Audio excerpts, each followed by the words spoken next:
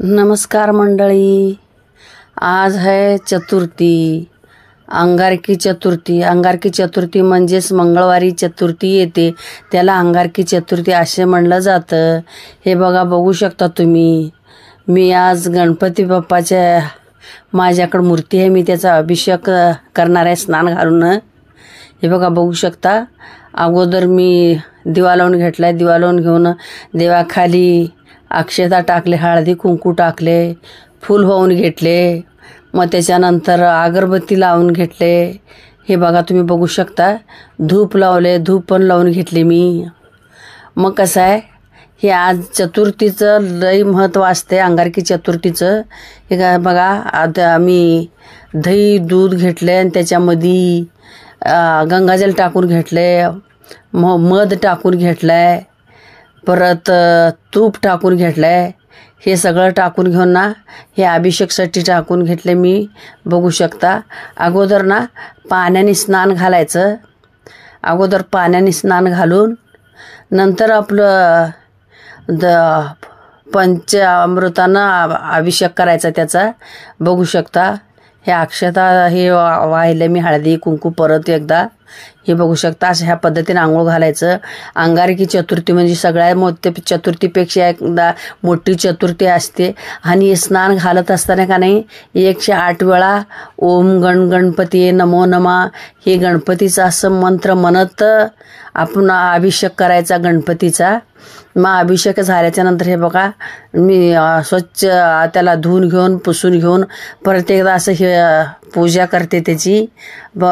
हे बघू शकता तुम्ही, त्याला परत एकदा आणि अक्षता टाकला, हळदी कुंकू, परत त्याला चंदन लावला, टिका चंदनाचा टिका लावला, फूल ठेवला, लाल फूल, जास्वंदीचं फूल लागते त्याला। माझ्याकडं लाल फूल होता, ते लाल फूल ठेवले मी, हळदी कुंकू लावला।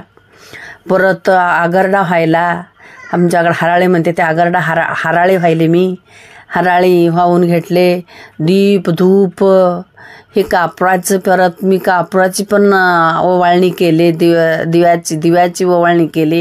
हे सगळं बघू शकता, अगरबत्ती ओवाळून घेतले, धूप ओवाळून घेतले, दिवा ओवाळून घेतले, हे कापराचे ओवाळून घेतले, सगळं हे ओवाळून घेऊन ह्या पद्धतीनं असं मी केले। बघू शकता। मग आता हे बघा, आज जेवणासाठी मी आज शेवग्याची भाजी करणार आहे।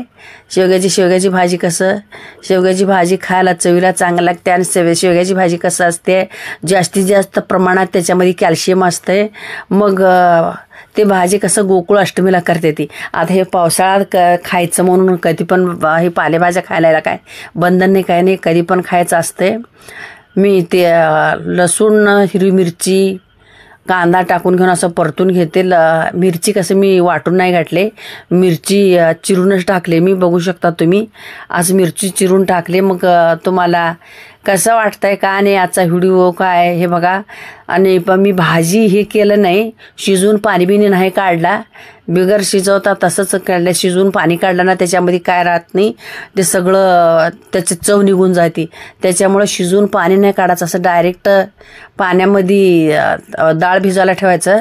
डाळ भिजली ना, ते डाळ अशीच तेलामध्ये टाकून घ्यायचं, तेलासोबत ते डाळ पण शिजून निघते, परतून निघते। मग असं परतलं ना ते पण डाळ शिजते। त्याच्यामुळं शिजवायची गरज नाही, डाळीला पण शिजून घ्यायची गरज नाही, आणि भाजी पण शिजून पाणी काढायची गरज नाही। शिजून पाणी काढलं ना मग त्याच्यामधलं सगळे पोषण तत्व जाते, ती कॅल्शियम तर भरपूर प्रमाणात असतं। ह्याच्यामुळं माणसाला जीवनाला शरीराला पोषण देतं, चांगलं असतं। त्याच्यामुळे हे भाज्या ह्या दिवसाचं खाणं गरजेचं असते। व्हिडिओ बघत असता पण व्हिडिओला लाईक शेअर करत नाही, काय सबस्क्राईब करत नाही। व्हिडिओला लाईक करत जावा, शेअर करत जावा, सबस्क्राईब करत जावा। पूर्ण व्हिडिओ बघितल्याबद्दल तुमचे धन्यवाद, आभार मानते मी। आणि कसं आहे, हे व्हिडिओ जास्तीत जास्त शेअर करत जावा जास्ती लोकांपर्यंत। साध्या सोप्या रेसिपी असते, त्या माझ्या पण गावरान पद्धतीच्या रेसिपी असते ती। हे बघू शकता तुम्ही, मस्त असं व्हिडिओ बनलाय। हे कसं आहे, आज चतुर्थी पण होती, मग चला म्हटलं संध्याकाळच्या जेवणाला आपली ही भाजी बनवू म्हणून हे भाजी बनवते मी। तुम्ही कशाची काय काय भाजी बनवता, काय जेवण करता ते आणि हे करून मला सांगा कमेंट करून। चला तर मग इथंच व्हिडिओ संपवते, धन्यवाद।